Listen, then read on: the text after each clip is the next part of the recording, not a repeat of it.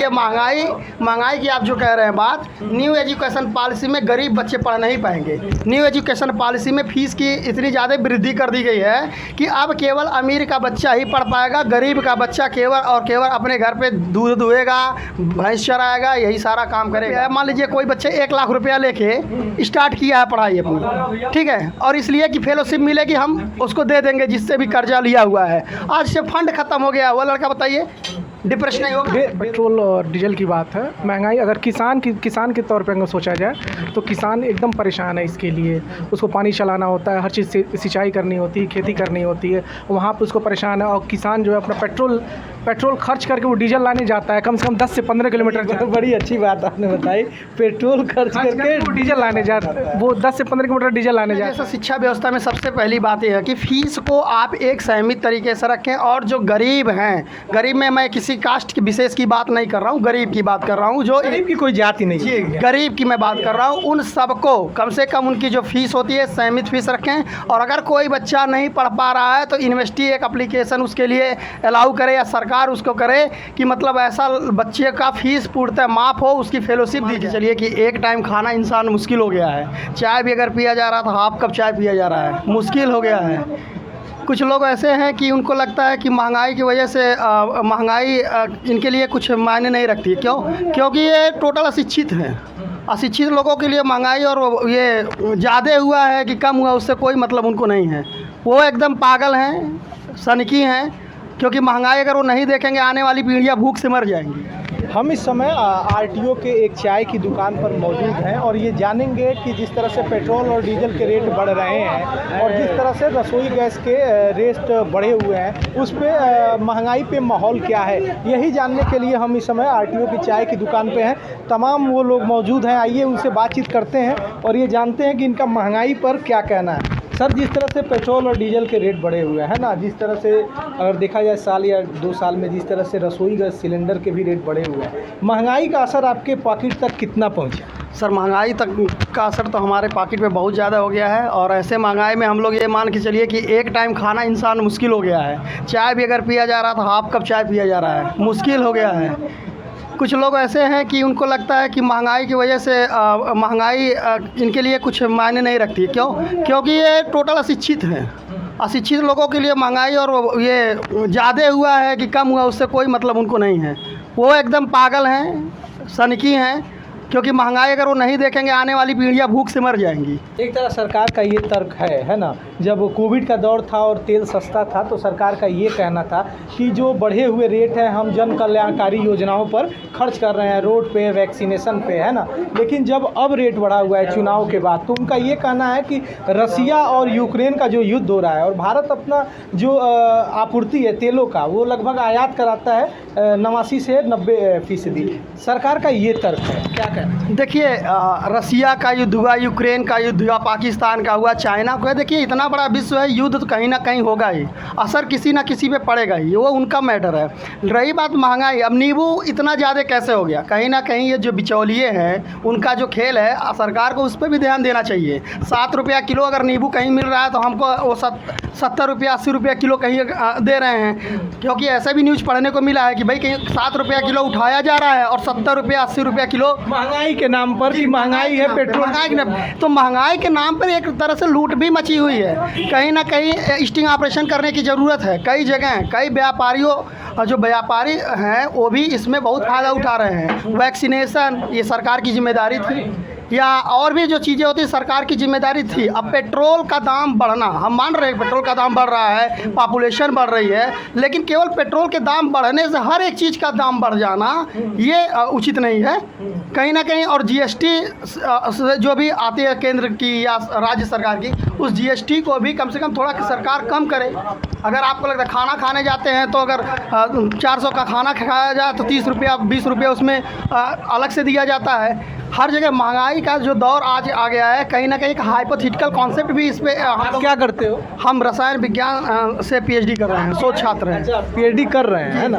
तो पहले जो आपको पॉकेट खर्च मिलता था, या आप पीएचडी कर रहे हैं तो आपको जीआरएफ भी है आपको कुछ? हाँ, हम जीआरएफ हैं, हमको 31,000 रुपया हमको मिलता है, 4,960 रुपये हमारे पहले आप कितना बचा पाते थे, अब कितना बचा रहे हैं, कितना खर्च हो पाया? सर बचता तो कुछ नहीं है, क्योंकि दीनदयाल उपाध्याय गोरखपुर विश्वविद्यालय में इस समय जो कुलपति महोदय हैं, उन्होंने महंगाई पे भी इतना घातक चोट कर दिया है और इस तरीके से फर्जीवाड़ा किया हुआ है कि हम लोग बहुत पहले में धरना 15 दिन चला था, किस तरीके से हम लोग रहे हैं वो एक और अलग मैटर है। और महंगाई के दौर में हम लोग यही जान लीजिए कि एक टाइम खाना भी मुश्किल हो गया है। इस टाइम में हम लोगों को फेलोशिप रोक दी गई है और इस समय बहुत सारी दिक्कतें आ गई हैं। एक तो राज्य सरकार, केंद्र सरकार की जो नीतियां हैं वो ही मतलब यहाँ पे पूर्ण नहीं हो पा रही हैं। तो हम लोग शोध छात्र के साथ साथ यूनिवर्सिटी से जुड़े हुए हैं, आए दिन कुछ ना कुछ सुनने को मिलता है। कभी स्टूडेंट धरना पे बैठ जा रहा है, कभी एग्ज़ाम कराने को लेकर, कभी एडमिट कार्ड पे डेट गलत, कुछ ऐसा सुनने में मिल रहा है। आए दिन ऐसा क्यों हो रहा है? ऐसा इसलिए हो रहा है क्योंकि कुलपति साहब एकदम तानाशाह हैं। उनको बस ये लगता है जो मैं कह दिया वही सब कुछ है। मतलब जैसे ब्रह्मा ने लिख दिया कोई चीज़ वो गलत नहीं हो सकता। कुलपति महोदय एकदम ब्रह्मा के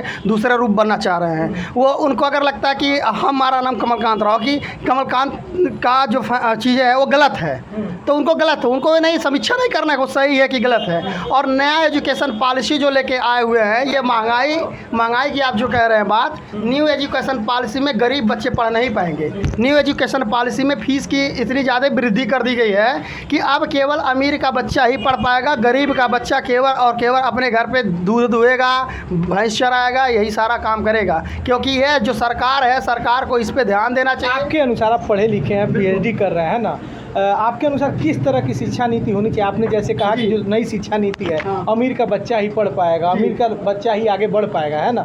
तो किस तरह की शिक्षा व्यवस्था आपके नज़र से होनी चाहिए? देखिए, मेरे नज़र से शिक्षा व्यवस्था में सबसे पहली बात यह है कि फ़ीस को आप एक सहमित तरीके से रखें। और जो गरीब हैं, गरीब में मैं किसी कास्ट की विशेष की बात नहीं कर रहा हूँ, गरीब की बात कर रहा हूँ। जो गरीब की कोई जाति नहीं है, गरीब की मैं बात कर रहा हूँ। उन सबको कम से कम उनकी जो फ़ीस होती है सहमित फ़ीस रखें। और अगर कोई बच्चा नहीं पढ़ पा रहा है तो यूनिवर्सिटी एक एप्लीकेशन उसके लिए अलाउ करे या सरकार उसको करे कि मतलब ऐसा बच्चे का फ़ीस पूर्णतः माफ़ हो, उसकी फेलोशिप दी जाए। आप देखिए आज फेलोशिप क्या हो रही है, फेलोशिप कह रहे हैं फंड ही नहीं है। आप वेबसाइट की फ़ंड ही ख़त्म हो गई है। भैया फ़ंड ख़त्म हो गई है, क्यों ख़त्म हो गई? महंगाई है। तो महंगाई को फंड से जोड़ दिया जाए। अगर मैं 1 लाख रुपया, मान लीजिए कोई बच्चे 1 लाख रुपया लेके स्टार्ट किया है पढ़ाई अपनी, ठीक है, और इसलिए कि फेलोशिप मिलेगी हम उसको दे देंगे जिससे भी कर्जा लिया हुआ है। आज से फंड ख़त्म हो गया, वो लड़का बताइए डिप्रेशन नहीं होगा? बेरोजगारी अभी भी अपने चरम पे है ना? अच्छा, क्या उपाय होना चाहिए बेरोजगारी के लिए? हमने तो देखा विपक्ष ने मुद्दे उठाए, लेकिन जनता ने फिर एक बार बीजेपी पर अपना विश्वास कायम किया है। आपके नज़र से बेरोजगारी के क्या उपाय हैं? देखिए, बेरोजगारी को कम करने के लिए सबसे ज़रूरी है कि शिक्षा। एक्चुअल में भारत में शिक्षा केवल नाम की है, शिक्षित लोग हैं नहीं, केवल लोग साक्षर हैं। मतलब हम पढ़ लिख लिए हैं, हम पढ़ लिख लिए हैं, लेकिन हमको वास्तविकता पता नहीं है कि एजुकेशन क्या होता है। आप अगर किसी के मतलब फेवर में बोल दे रहे हैं, ठीक है, और अगर पसंद नहीं आपको तो कह रहे अरे यार तुम तो अंधभक्त हो, तुम तो चमचे हो। आप देखेंगे हर एक दिन ये सारी चीज़ें लगी है। ये पॉलिटिकल मैटर है, पॉलिटिकल ड्रामा से ये बेरोजगारी ख़त्म नहीं होने वाली है। इस पर भारत सरकार के साथ साथ अपोजिशन को भी सोचना चाहिए और एम्प्लॉयमेंट कैसे बढ़े इस पर ध्यान देना पड़ेगा। सर, आपका नाम क्या है? प्रशांत मौर्य। जिस तरह से पेट्रोल और डीजल के रेट लगातार बढ़ रहे हैं, है ना, और महंगाई भी बढ़ रही है, तो एक आम, जैसे कि आप मध्यम वर्गीय परिवार से हैं, है ना, तो महंगाई ने आपके पॉकेट पे कितना असर डाला? जहाँ तक पेट्रोल और डीजल की बात है, महंगाई अगर किसान के तौर पे अगर सोचा जाए तो किसान एकदम परेशान है इसके लिए। उसको पानी चलाना होता है, हर चीज़ से सिंचाई करनी होती है, खेती करनी होती है, वहाँ पे उसको परेशान है। और किसान जो है अपना पेट्रोल खर्च करके वो डीजल लाने जाता है, कम से कम 10 से 15 किलोमीटर। बड़ी अच्छी बात आपने बताई, पेट्रोल खर्च करके वो डीजल लाने जाता है, वो 10 से 15 किलोमीटर डीजल लाने जाता है। वहाँ जाएगा, वो वहाँ से लेके आएगा, उसके लिए 100 रुपये और देना पड़ता है उसको। तो महंगाई हर जगह एकदम परेशान करके रख दिया गया है। जहाँ तक शहरों की बात है, शहरों में तो लोग डेली कमा रहे हैं, लोगों को पता नहीं चलता है, लेकिन गांव के लोगों को ज़्यादा से ज़्यादा इसकी दिक्कत हो गई है। हर सवाल आपसे और कर लेते हैं, जब कोविड की भयंकर महामारी थी, उस समय हमारी अर्थव्यवस्था -24 के नीचे चली गई थी, है ना, जीडीपी। लेकिन एक ऐसा सेक्टर था जहां 3 से 4% का ग्रोथ दिख रहा था, कृषि।